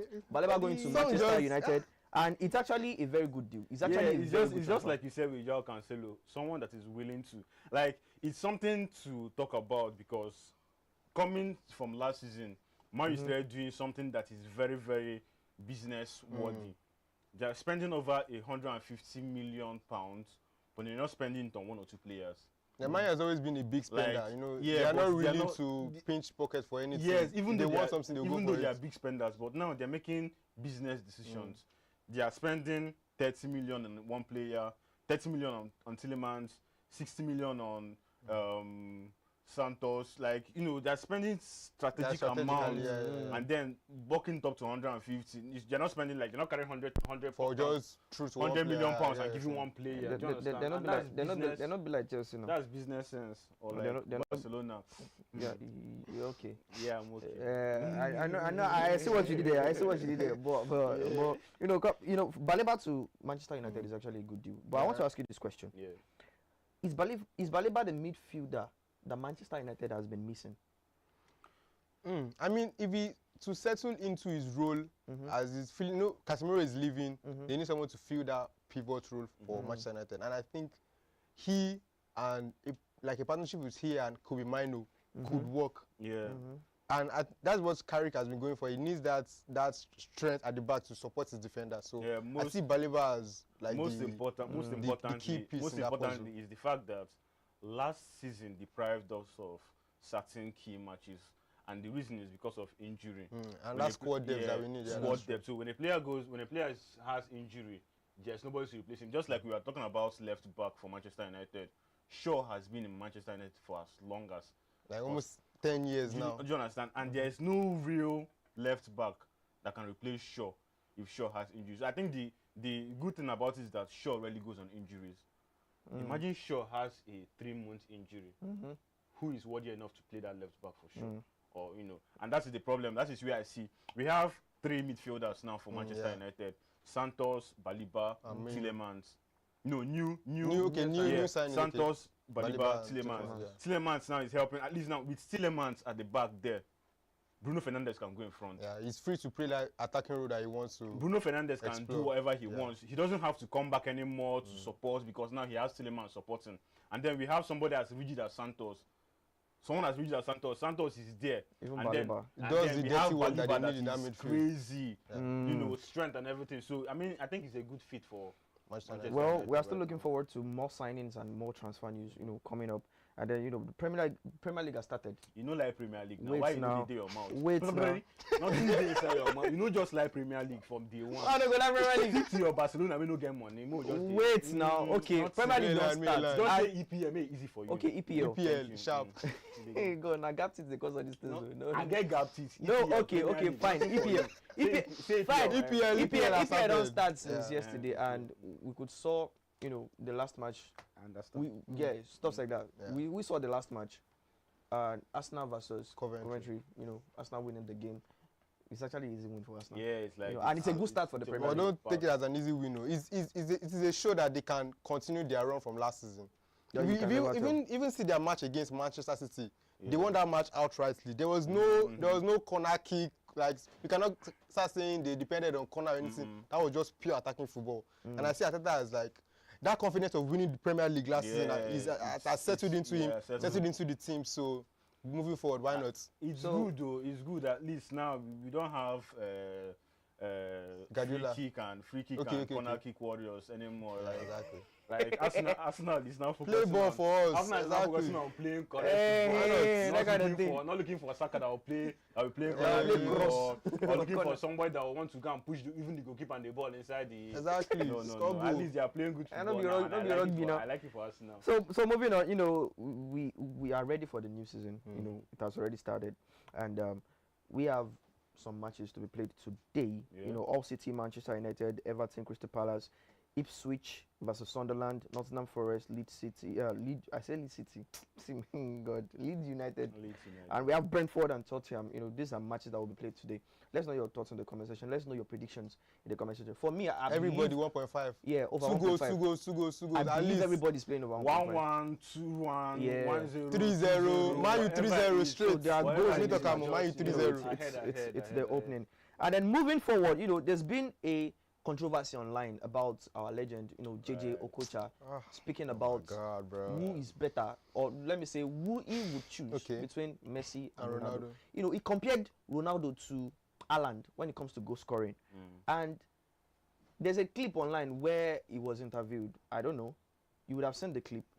You know, when he talked about Ronaldo should be compared to someone like Haaland. That Ronaldo is just a goal scorer. Just a goal scorer. You know, it's there. You say that it's just a goal scorer like Haaland and the likes.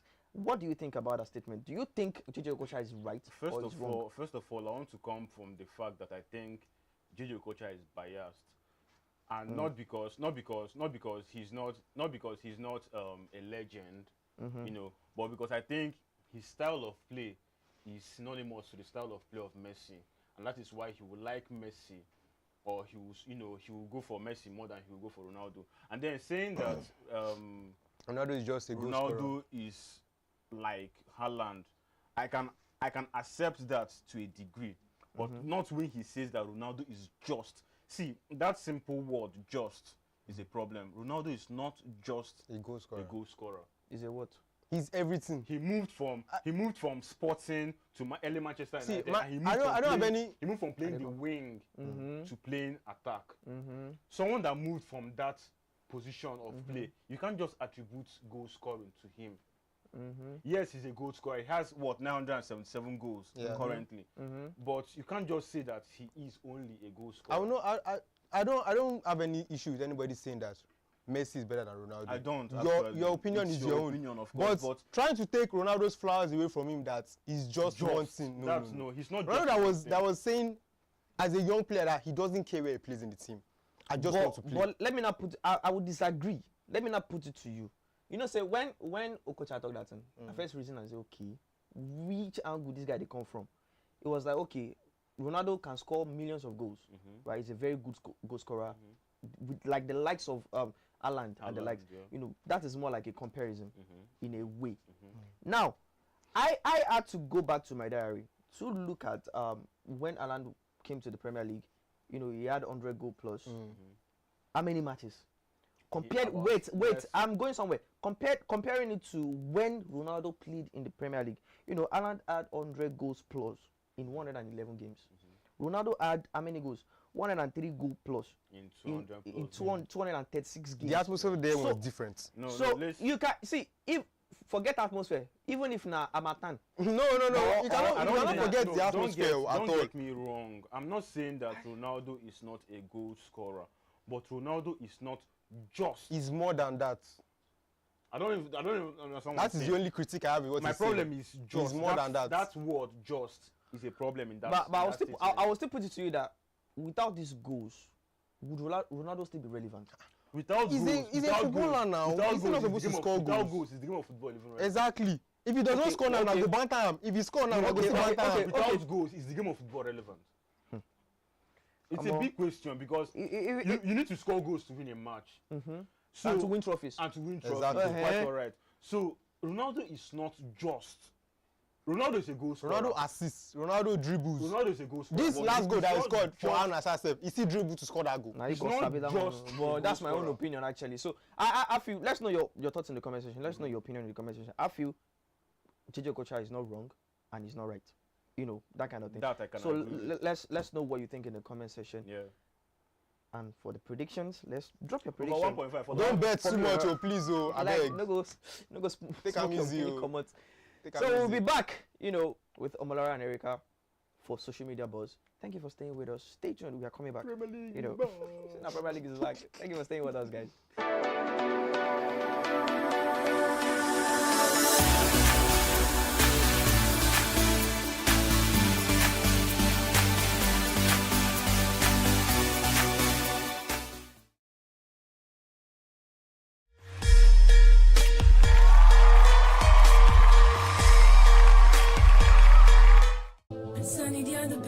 Hello, sir.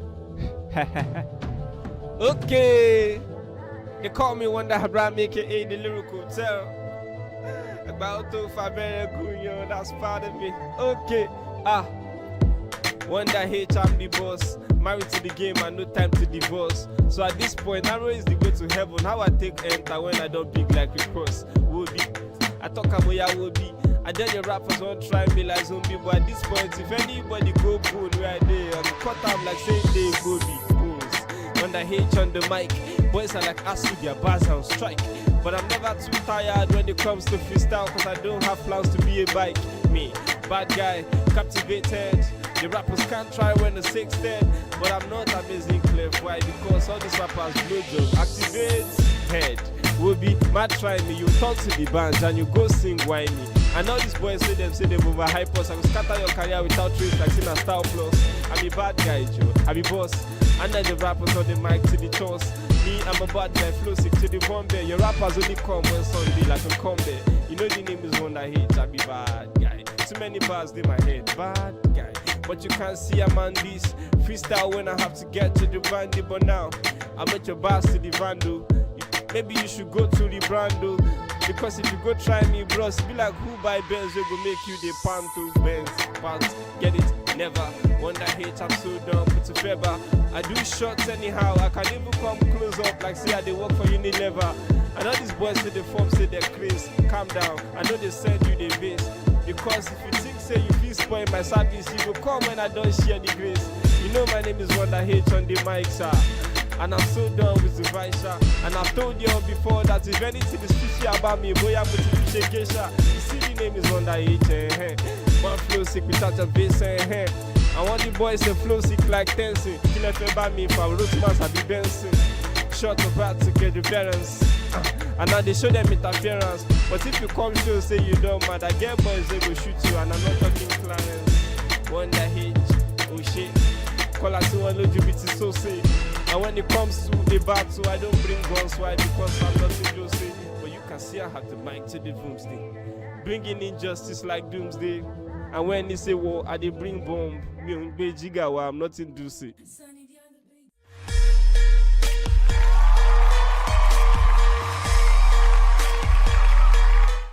How will I describe my sound in 3 words, and why those 3 words?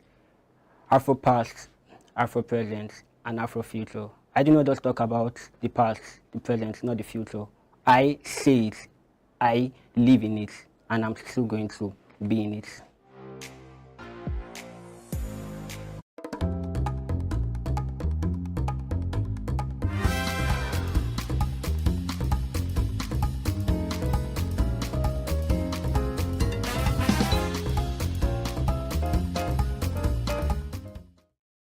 Welcome back. Thank you for staying with us. It's been an amazing time with you all. Yes, we have some persons, some Nigerians, concerned Nigerians that have been talking on the street and even in our the comment section. yeah. Yes, I'll let Erica do the justice to that. All right. So Chimeze Ogechi 585 says Osun State stood on their mandate. If other states adopt this, Nigeria will be great again. Also, I also hope that by the 2027 presidential election, Nigerian youths and all citizens will come out in large numbers to vote and ensure that every vote truly counts. Davido did an amazing job. Oh, she commented, said Gen Z bodies. Thank you. So Simi Miracle says the people who asked question before her, how did they address him? I think she's talking about the Elumelu's situation. So Dafifa said, I watched other videos and they started as good morning, sir. So she's saying, so you see, so she should have followed the protocol, existing yeah, protocol. Dafifa goes on to say she's wrong, please. He corrected her and she couldn't apologize or say thank you, sir, or something. Brianna says, to add to what Miss Lara had said, the fact that it took so long to nab KC Luxury, there was probably some issues that occurred underground. So which means it be like saying there's a rigmarole and the rigmarole I mean money don't enter, the guy wants to pay. Alright, so I think that's most of the big major. Okay, let me just take one more. NDLEA has consistently been one of the best performing agencies in Nigeria. Clock it, congratulations. And this is where we call it a wrap. It's been a phenomenal time with you all. We are hoping that you would give us same support for next week. Whatever you think, put it in the comment section. My name is Amlara and I'm Erica Joe. And of course we have Williams Osewaitina. He is our fact checker and of course a very trusted person, and he believes that good governance is possible. Clock it. Thank you for staying with us. We love you. Mwah. Mwah.